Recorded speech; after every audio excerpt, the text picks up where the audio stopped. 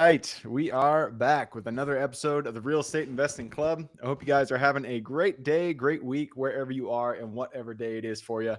It is Friday on the podcast, so we're bringing that good Friday energy to you. And this should be a good episode for all you guys out there who are interested in boutique hotels. The guest we have on today is Andrew Llewellyn with Superstays. They do hotel conversions, so commercial conversions to boutique hotels. When I took a look at their website, they have a one out there called the Swepson. It looks beautiful. So I am super excited to jump into this. Andrew, thanks for hopping on. Yeah. Thanks for having me. Super excited to be here and talk to you guys and tell you a little bit about what we're doing. Absolutely. I told you before we got on here, we always like starting with stories. We like to hear how people got to where they are. So why don't you take us to the beginning of your story in real estate and tell us how you got here? Yeah, mine's kind of by accident. I had two ice cream shops and we were running a food truck on that concept. And like classic entrepreneur during COVID, I got bored. And so, of course, we started another business, and that was a wholesale bakery for like supplying blueberry muffins to coffee shops. And we outgrew the back of the ice cream shop at the bakery and needed to move. And so we found a building to put that bakery in, and the city had other ideas.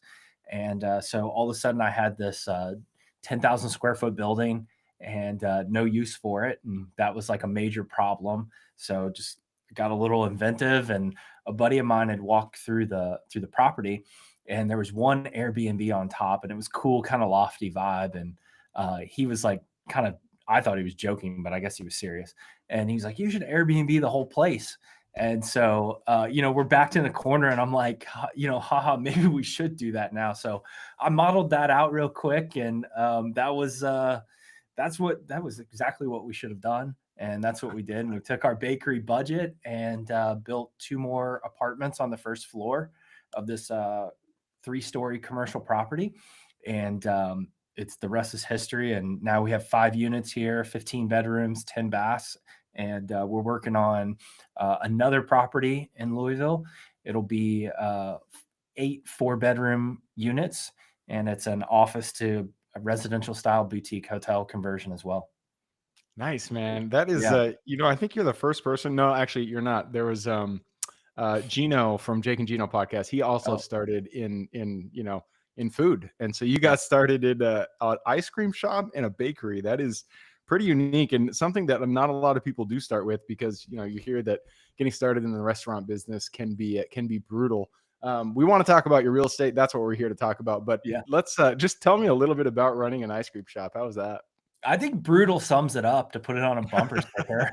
Like, to be honest, it's definitely hard. I'm thankful every day that we weren't running a real restaurant. It was like half a Oh, you were like restaurant. a commissary kitchen kind of thing? I mean, we made our own ice cream, we made our own bakery, our own bakery items.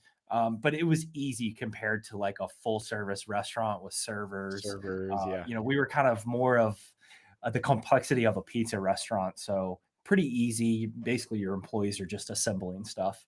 And it was fun. I mean, we had that worker is typically, they're out of high school. And so they're like developing as a person. And, you're kind of curating that. Got to And hear all the drama. yeah, you hear all the drama, and, you hear stuff out of 16-year-old girls that you just cannot believe came out of their mouth. And you're like, you got to walk away. And it's like, it's unreal. It's That's unreal. funny. But That's funny. it definitely set me up to manage tenants and real estate really well, with, that kind of call it level of BS that we handled over there. Tenants and, construction workers are easy. Yeah. Well, it definitely laid the ground, and it's awesome that you kind of serendipitously ran into what you're doing now, which is these, boutique hotel conversions. I did take a look at your guys' website before hopping on here, and if anybody is listening, you guys want to check this out. It's swepsonguesthouse.com, SWEPSON guesthouse.com. It is a beautiful conversion, but you're right, it is massive. Like, you guys looks like the entire floor and you turned it into an Airbnb. Tell us Yeah. about that concept and how it's been going. How, give us a little bit about the financials. Just run us through that deal. Yeah. So originally, when we started, it was just the concept of like we could run 5 basically Airbnbs in this property and kind of get out of the mess that I created. And in the process, I kind of had this like background thought of like, what if we really kind of operated at a hotel level instead of a kind of hobby business owner Airbnb level?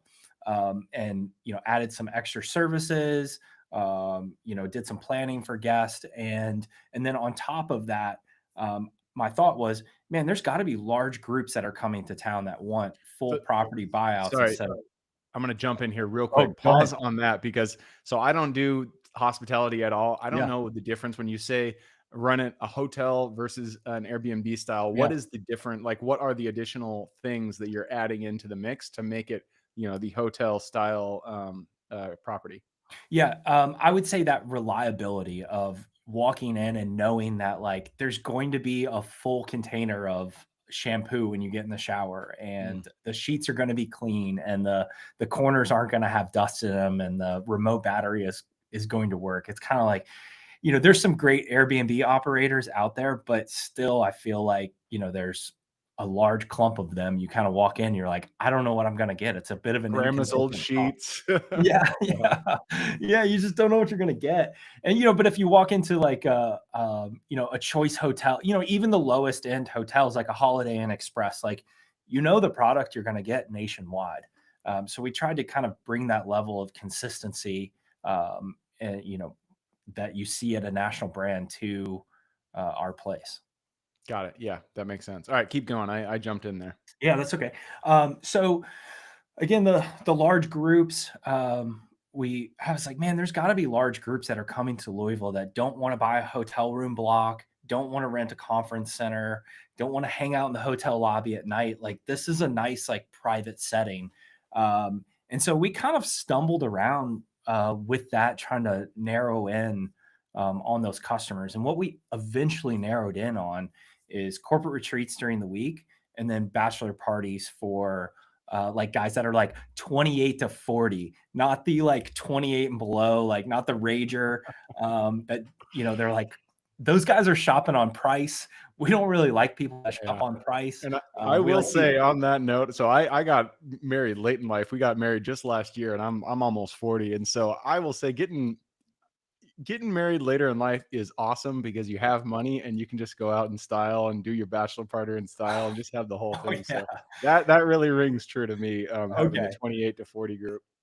So you're like our perfect customer. We love guys in, their late 30s getting married. They've got a little bit of money. They don't want to pile in, two per bed. And we kind of have this internal joke, back to our hotel consistency. Like, planner Pete forgot to, check the size of the beds. And yeah, you can fit two guys in a bed, but it's a full. We've all been there in an Airbnb, and we thought it was like at least a queen, but it's not. So those are the other little things we try to do around here. Is like, we don't have anything smaller than a queen bed, and we didn't put any beds in closets. That's that's good. So you guys, your clientele, the people that you're actually reaching are, you said corporates for the week. So Yep. if there's some kind of conference going on in Louisville, then you guys can take the entire. Are you talking about like the entire team, like they stay there, or they're just using the space to The tip, convene? yeah, like our typical corporate group is, it can be like an executive team for a corporate retreat, and they just want a private place. They'll use that third floor, big dining room table that we move in front of the TV, swap the living room around, and that kind of becomes like almost a conference center with a that you can do presentations on our 75-inch TV. It's very private, nice. Bring the chef in for those guys, and then they all have their own separate bedroom throughout the entire property, so that's helpful to them as well. And then we do have some that'll come and use the property just for like an event space. We don't do too much of that. And then we do a lot of sales meetings too, entertainment sales meetings.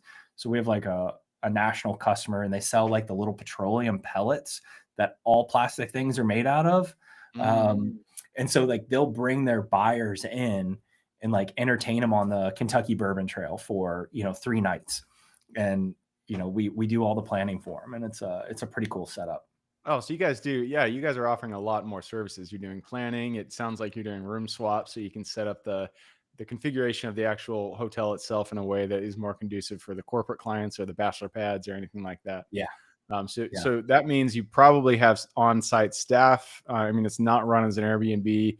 You're not having somebody come in there just to do the turn. You're having somebody there on site that greets guests and that kind of stuff.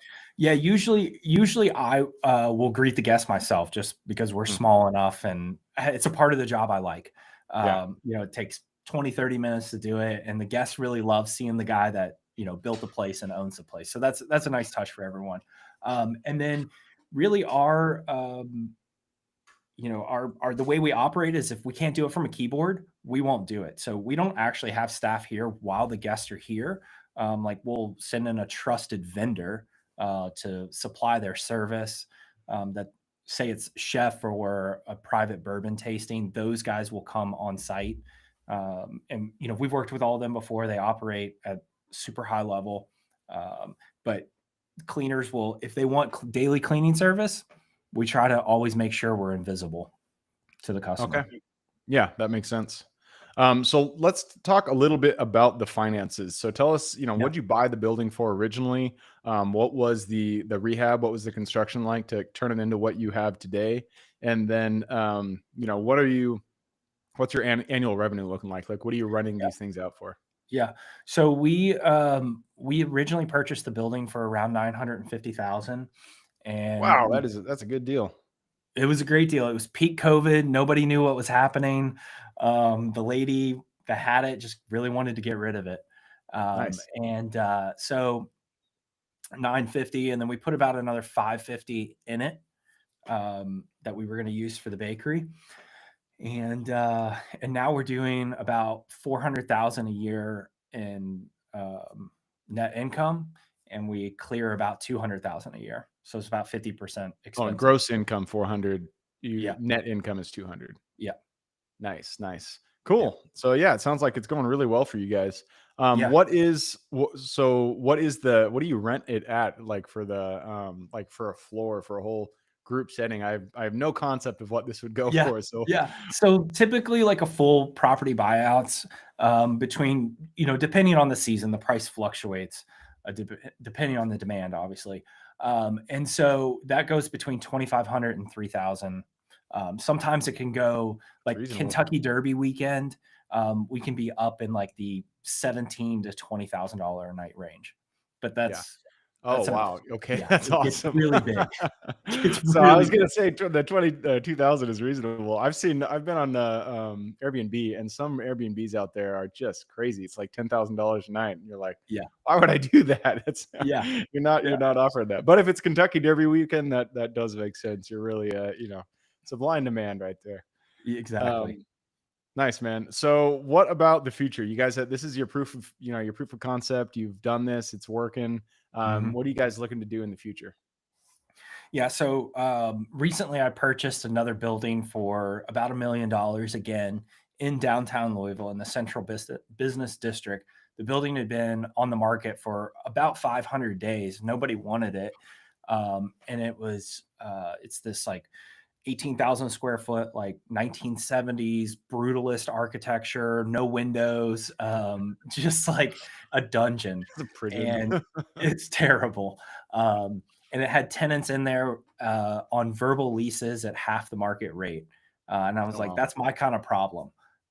So we knew we were going to eviction court. And so one of them we had to take almost all the way through, but they finally gave up on us. And we tried, again, we try to be great, nice guys to people since we're in hospitality, and we try to work with them and give them plenty of time, 6 months, even take them to meetings with realtors to get them out of there.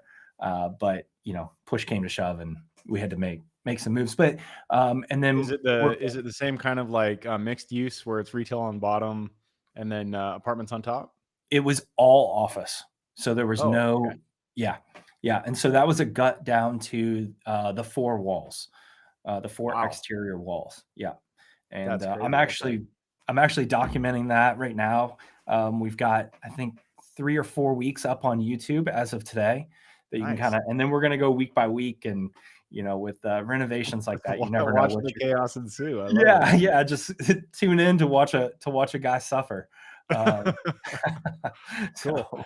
so So you guys you're taking it down to the stud, well, beyond the studs. You're just keeping the walls up. I don't even know if they have a word for that one. Yeah. But what are you going to do on the interior? Like, what's your plan? What's it going to look like? Yeah, so we will the interior will be completely gutted. And then we'll move the 2 stair towers and the elevator tower to the exterior of the building to recapture that interior floor space. And then we'll put 8 4-bedroom units on the first and second floor, 2 kind of annex units in the basement to supplementally rent out a couple more pillows, basically. And then a conference center, game room, chef's kitchen, common area in the basement in a speakeasy style. So it should be pretty cool just to really kind of take this, what we're doing now, to the next level. Nice, man. I love it. And Yeah. what's the price tag going to look like on that? What do you guys We're probably going to be around like 3 or 4 for the some rehab? of the total all in. Oh, So nice. not a ton. These are pretty easy to build out since they're effectively just apartments. Wait, are you saying 3 or 400,000 or 3 or 4 Oh, million? million. Okay. Okay. Yeah, Just yeah, wanted to yeah, make sure. yeah, You said not a yeah. ton. I was like, wow, if you did that for 300,000, props to you. I Props to wish. you. I wish. I Awesome, wish. man. Well, I Yeah, love the concept. I love what you guys are doing. I hope you continue to see success, especially on this next deal. yeah. We have run down the clock though, so it is time to push us into the quick question round. You Let's ready? do it. Yeah. Cool. It starts with education. It could be any form. It could be a book you've read, a movie you've seen, a mentorship program you've been a part of, conference you've gone to, whatever. I just need 2 recommendations, one for general life wisdom and then one for real estate. Mm. General life wisdom and business, I'd probably go with like Gino Wickman's Traction, or that's it just fundamental for what we're doing around here. And then for real estate, I'm part of Tyler Cobble's real estate group out of Nashville for East Coast guys. It's about just getting into commercial real estate. Nice. Right on. Tyler Yep. Cobble, you said.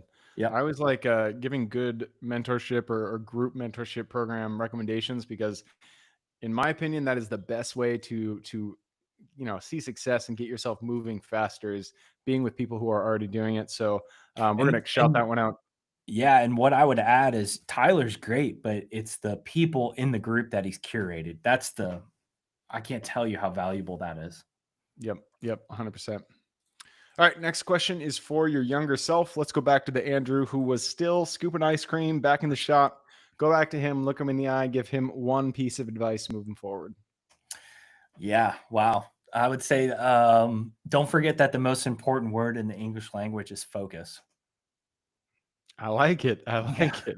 You're yeah, we're on a kind of a kick of guests coming on, and that is their recommendation is focusing in yeah, and not getting rid of the shiny object syndrome, which is something that I have struggled with myself, even within real estate. When I started out, I tried all these different entrepreneurial things, but even within real estate, I struggled to stay on track and on the asset classes that I've chosen. Mobile home parks, RV parks, self storage facilities. I mean, you can see I just said 3 versus 1. But when you focus in, you get down to one specific niche, you get good at it, and you get the operations tuned in, and everything just works better. And I always suggest people choose one route and stick to it. Do not fluctuate. Get good at it, and over 10 years, you'll see the results that you want. yeah. All right, next question is about the U.S. Usually I ask this question. You are kind of focused in on Louisville there. I'm going to ask it anyways. It's a big place. There's a lot of opportunity out there. Give me the single metro. And if you say Louisville, give me the single area of Louisville that you are most excited about investing in today. I'd have to say downtown Louisville. There we go. We're super committed to it. I'm actually on the board of the downtown Louisville partnership, and so just trying to make sure we drive the that metro into growth and continue to make it a great place to live and visit and work. Nice. And that's the city of Louisville, their economic development Yep. Yeah, group. they handle development, tourism, events for people that live in Louisville to come downtown. So I think there's 26 people on the board. Very cool. Very cool. Yeah. All right, next question is about lessons learned. Not every deal that we get into goes the way we expect it. In fact, pretty much every time something goes wrong, and that's when we get to learn a lesson. So take us back to a deal or a part of a deal that went a little bit sideways for you, and then tell us the lesson you pulled from it. I'll start with the lesson for you. Make sure you keep a ton of meat on the bone and you underwrite that thing so that like you can almost be sloppy, but don't be sloppy because everyone else around you probably will be, and they're gonna eat that. They're gonna eat the meat off that bone for you. Yeah, It's like what second can go that, man. wrong will Underwrite conservatively. I'll say that, underwrite and very always have more conservative. cash on hand when you get into the deal. That Yeah, is a great lessons learned. Hopefully, it's not a lesson you have to learn yourself, but it's something that you can learn from somebody like Andrew and myself who've yeah. made that mistake. All right, next question is about highlights. Sometimes a deal goes the way you expect it, and you kind of walk off into the sunset. What was a deal that you really enjoyed that kind of stands out in your mind? This Swepson property that we're in, I had no idea what I was doing. I had no idea the direction it would go, and just kind of operated on a hunch. And it was an accident, really good accident, and glad I was prepared to take advantage of the accident. Nice. Yeah. And I will recommend you guys listening, check it out. Go to that website. It is a beautiful looking property, and maybe you guys can get some inspiration from it too.